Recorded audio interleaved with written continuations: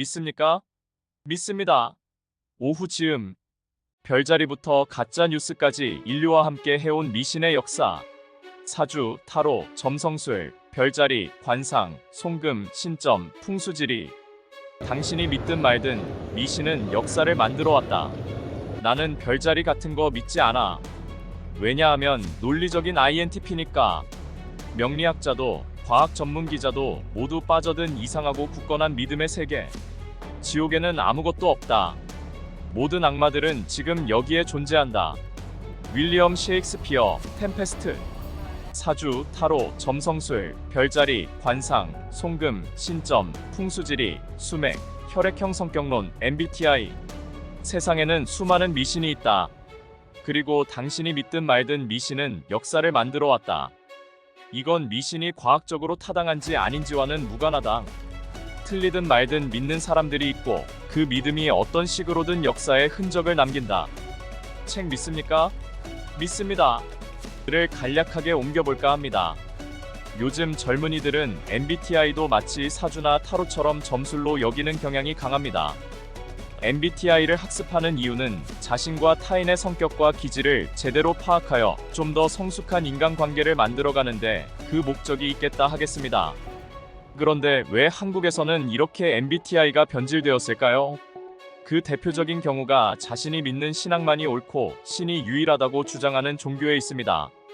왜냐하면 그 종교 자체가 미신이 드글거리는 지중해 연안 사막에서 등장했기 때문입니다. 그럼 지금부터 책 믿습니까? 믿습니다. 의 일부 내용을 말씀드려 보겠습니다. 중략된 내용으로 내용이 매끄럽지 못한 점 양해 부탁드립니다. 학창시절 교과서에서 본 동굴벽화를 기억하는가? 우리는 벽화를 통해 오래전부터 인류가 일종의 미신 혹은 종교, 어차피 그게 그거지만을 가지고 있었다고 추정한다. 그런데 일부 사람들은 벽화를 종교의 흔적으로 여기는 것은 너무 과도하다고 벽화는 단순한 오락이나 초기 형태의 예술일 뿐이라고 주장한다. 하지만 이는 동굴벽화를 이미지로만 보기 때문에 하는 착각이다. 아폴로는 태양과 예언, 의술, 궁술, 음악, 시 등등을 주관하며 그리스 시대 내내 추앙받았다. 델포이 신탁의 명성도 아폴론의 이름값과 함께 올라갔다. 흥하던 도시국가는 바뀌어도 델포이의 명성만은 변하지 않았다. 아폴론이 위대한 신이어서 델포이에 사람이 몰렸는지, 신탁이 흥해서 그가 위대한 신이 되었는지 그 선우는 명확히 알 수 없다. 델포이의 전설은 로마 황제 테오도시우스가 기독교를 국교로 선포하고 모든 신전의 문을 닫아버림으로써 끝이 난다. 하지만 사람들의 아폴론 숭배는 계속된다. 12월 25일은 예수의 탄생일로 알려진 크리스마스다. 하지만 예수는 이날에 태어나지 않았을 가능성이 높다. 그럼 왜 이날이 예수의 탄생일이 되었을까? 크리스마스는 동지와 시기가 거의 비슷하다. 동지는 해가 가장 짧은 날이며 동지 이후부터 해가 조금씩 길어진다.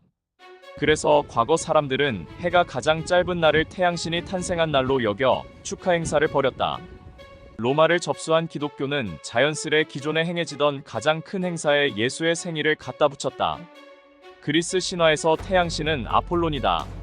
신화가 몰락한 뒤에도 아폴론은 예수가 되어 지금까지도 찬양받고 있으니 그리스 신화의 모든 신을 통틀어 가장 큰 영광을 누린다고 해도 과언이 아니다. 기독교의 미신. 우리는 교회에 다니는 사람들은 미신을 믿지 않을 것이라고 생각한다. 대부분의 종교가 미신을 우상숭배라고 비난하기 때문이다. 하지만 13세기에 활동한 신학자 토마스 아퀴나스가 점성술을 궁극적으로 해석하면서 상황이 달라진다. 그는 하늘의 별자리는 신이 몰고 다니며 하느님은 별자리의 힘을 빌려 간접적으로 지구에서 필요한 모든 것을 내보낸다고 주장했다. 하나의 강력한 미신이 다른 미신을 없앤다고 생각하기 쉽지만 미신은 상하 관계가 되어 동시에 살아남는다. 이탈리아 시인 단테 역시 점성술에 비판적이었는데 그는 신곡 지옥편에서 점성가가 8층 사기 지옥제사 구렁에 떨어진다고 썼다. 이들은 머리가 뒤틀린 상태로 고문을 받고 눈물을 엉덩이에 적신다. 기독교는 그 탄생부터 점성술의 흔적이 역력하다. 마태복음 2장을 보자. 헤롯 왕 때의 동방에서 온 박사들이 예루살렘에 이르러 말했다. 유대인의 왕으로 나신 이가 어디 계시냐? 우리가 동방에서 그의 별을 보고 그에게 경배하러 왔노라. 그러자 헤롯 왕과 온 예루살렘이 놀랐다. 그들은 별을 보고 매우 크게 기뻐하고 또 기뻐했다. 집에 들어가 아기와 그의 어머니 마리아가 함께 있는 것을 보고 엎드려 아기에게 경배하고 보배압을 열어 황금과 유향과 모략을 예물로 드렸다. 3명의 동방박사박사인지 왕인지 점성가인지 혹은 셋 다인지는 별을 보고 예수의 탄생을 예견한다. 시편 19장에는 이런 구절도 나온다. 하늘은 하느님의 영광을 속삭이고 창공은 그 훌륭한 솜씨를 일러주니 낮은 낮에게 그 말을 전하고 밤은 밤에게 그 일을 알려준다. 그 이야기, 그 말소리 비록 들리지 않아도 이 구절에서는 하늘이 하느님의 뜻을 알려주는 도구인 것처럼 묘사되어 있다. 기독교의 모태가 되는 이스라엘 민족 자체가 점성술에 심취해 있었다. 1492년 콜럼버스는 대서양을 가로질러 아메리카 대륙에 닿는다. 그가 이런 업적을 이룬 바탕에도 점성술이 있었다. 일단 아랍의 발달한 점성술과 천문학 지식, 관측 장비가 있었기에 그는 바다에서 제대로 방향을 잡을 수 있었다. 하지만 더 중요한 것은 그의 생각이었다. 그는 점성술에 관심이 많았는데 특히 프랑스의 신학자이자 점성가였던 피에르 다이의 저서에 큰 감명을 받았다. 황도 12궁을 일주하는데 960년이 걸리는데 다이는 이때마다 신기원을 이루는 변화나 지진 또는 홍수와 같은 자연재해가 발생한다고 주장했다. 그의 이론에 따르면 성경에 기록된 대홍수, 트로이의 몰락, 모세의 사망, 예수의 탄생이 모두 이 시기에 벌어진 일이다. 다이의 이론에 따라 콜럼버스는 곧 성경에서 예언한 세계의 종말이 올 것이며 그때가 되면 모든 이교도들이 기독교에 귀의하게 될 것이라고 확신했다. 그는 자신이 예수의 대리자라고 여겼으며 이교도들의 세계로 하루빨리 기독교를 전파해야 한다고 믿었다. 콜럼버스가 이사벨라 여왕에게 보낸 편지에는 이런 구절이 나온다. 이교도인을 찾아내어 그들에게 구원의 복음을 전달하는 일이야말로 신께서 저에게 부여하신 일입니다. 주께서는 남은 백성들을 다시 교합하시고 흩어졌던 사람들을 사방으로부터 불러 모으실 것입니다. 종교는 미신의 프랜차이즈를 고심한 결과다. 그들은 구원을 사후로 밀어버린다. 현실적 문제는 다 신의 뜻이고 지금 희생하면 죽어서 천국에 간다는 믿음을 설파한다. 있는지조차 확실하지 않은 사후 세계어음을 무한정 발행한다. 그럼 왜 종교는 미신보다 더 흥할 수 있었을까? 그건 프랜차이즈가 개인 사업자보다 더 흥하는 이유와 같다. 기독교에는 성경이 있다. 하지만 아이러니하게도 기독교의 전성기는 성경이 대중에게 퍼지기 전이었다. 인쇄술이 발달하고 루터가 반박문을 써붙이고 성경을 번역해 민중에 퍼뜨리기 시작한 순간부터 종교는 조금씩 힘을 잃어갔다. 대중이 종교를 진짜 알게 된 순간부터 종교는 약해졌다.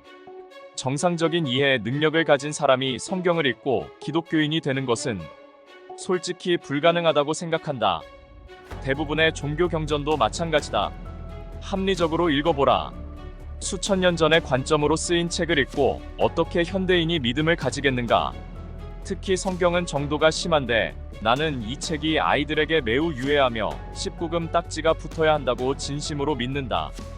물론 일부 좋은 부분도 있지만 포르노 영화도 모든 장면마다 다 19금이라서 19금 딱지가 붙는 것은 아니다. 물론 종교인들은 인간의 눈으로 보면 안 된다고 말하겠지만 인간이 어떻게 인간의 눈으로 보지 않는단 말인가? 성경에는 의심하는 도마의 일화가 나온다. 예수의 부활을 믿지 못하고 창에 찔린 자리에 손가락을 넣어본 다음에야 믿었다는 이야기다. 목사들은 도마를 비판하면서도 무조건적인 믿음을 강조한다. 그들은 의심하고 따지는 것을 좋아하지 않는다. 당연하다. 그것은 종교가 아니기 때문이다. 어느 날 자로가 물었다. 스승님, 귀신을 어떻게 섬겨야 합니까? 공자께서 말씀하셨다. 사람도 제대로 섬기지 못하는데 어찌 귀신을 섬길 수 있겠느냐? 자로가 다시 물었다. 스승님, 감히 죽음에 대해서도 묻고자 합니다. 공자께서 말씀하셨다.